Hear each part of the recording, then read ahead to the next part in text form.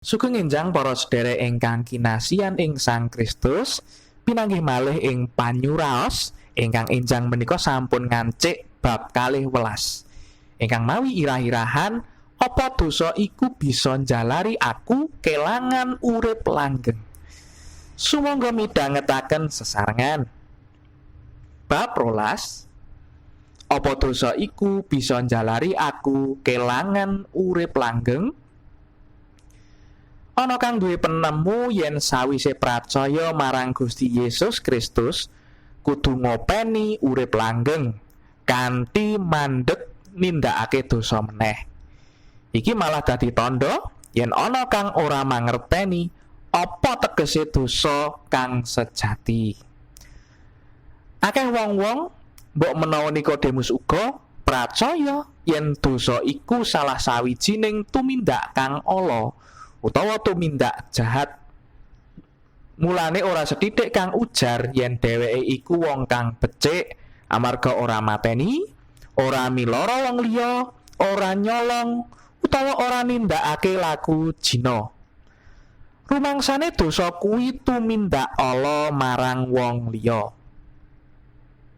Pangerten kaya mengkene isa rada dimaklumi. Karana kaya mengkene iku pangertene wong donya marang dosa. Awit donya iki gawe saliring piukum mung kanggo tumindak-tumindak kang nglarani utawa gawe kapitunane wong liya. Miturut patokane pernatan donya, akeh ing antarane awake dhewe kang diarani ora nindakake tumindak ala. Aku yakin akeh ing antarane awake dhewe kang ora kadakwa dening pengadilan minangka wong kang wis nglakoni tumindak culika. Senajan kaya mengkono, aja lali yen Gusti Allah iku Allah kang maha suci. Ukurane luwih dhuwur yen katandingake ukurane manungsa. Gusti Allah ora wae mung duka nalika awake dhewe gawe ala. Nanging Gusti Allah uga duka nalika awake dhewe ora nindakake pegawean becik kang mestine bisa katindakake. Yakobus 4 ayat 17 nelakake, dadi sing sapa mangerti ing bab penggawe becik mongko ora nglakoni iku dadi lan dosane. Contone Tesalonika 1 bab 5 ayat 17 ngandhakake aja kendhat anggonmu ndedonga. Ateges awake dhewe kudu ndedonga tansah. Yen dongane ana kendhate, mulane iku kang diarani dosa. Kabeh wis padha weruh yen titahe Gusti Allah kang kaping 5 ngandhakake supaya awake dhewe ngajenana bapa biyungira. Iku saka pangentasan 20 ayate 12. Saben awake dhewe ora bisa ngurmati marang bapak lan ibune, mulane awake dhewe wis kena diarani tumindak dosa. Apa sedulur wis tahu tumindak kasar lan ora sabar marang wong tuane? Yen awake dhewe mangerteni tegese dosa miturut kitab suci, mulane awake dhewe ora bisa kumalungkung lan ora bakal rumangsa yen awake dhewe bisa njaga kaslametane awake dhewe kanthi nyingkuri tumindak dosa. Awake dhewe kudu eling yen Gusti Allah iku nitipriksa, ora kaya dene polisi utawa hakim kang mung weruh tindak culika kang wis mawa bukti kang kasat mripat. Gusti Allah nitipriksa ing batine awake dhewe. Nepsu kang kalairake ing mripate awake dhewe, apus-apus kang alus ing tembung-tembunge awake dhewe, atine awake dhewe sing bisa kumalungkung lan tumindak-tumindak ala liyane kang ora katon nalika awake dhewe mung dhewean. Gusti Yesus ing Matius bab 5 ayat 28 ngendika, "Nanging aku pitutur marang kowe, sing sapa mandeng wong wadon kelawan duweni krentek marang dheweke, iku wis laku jina sakjroning atine. Menawa Gusti wis ngarani kabeh iku minangka dosa, banjur kepiye awake dhewe tetep bisa njaga urip langgeng kanthi ora nindakake dosa?"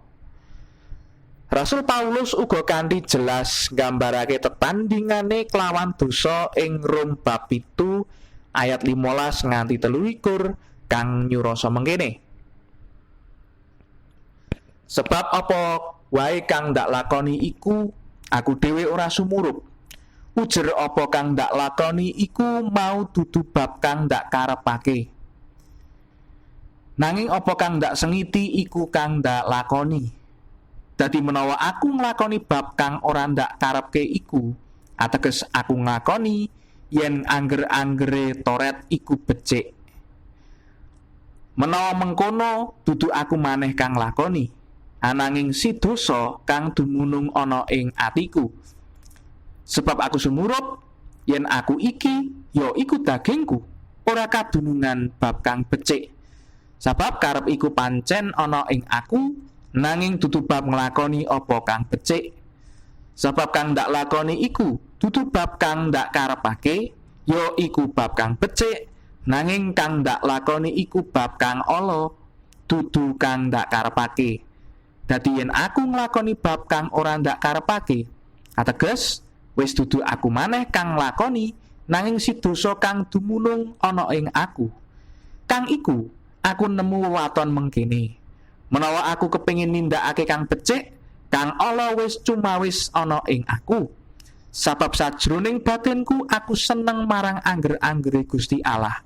Nanging gegelitaning badanku kadunungan angger-angger liya kang narungi angger-anggering akal budiku. Sarta njalari aku dadi tawananing angger-anggere dosa kang dedunung ana ing gegelitaning badanku. Ya iki kang dilakoni dening wong Kristen kang jujur, kang wis kanthi tumemen nglawan dosa.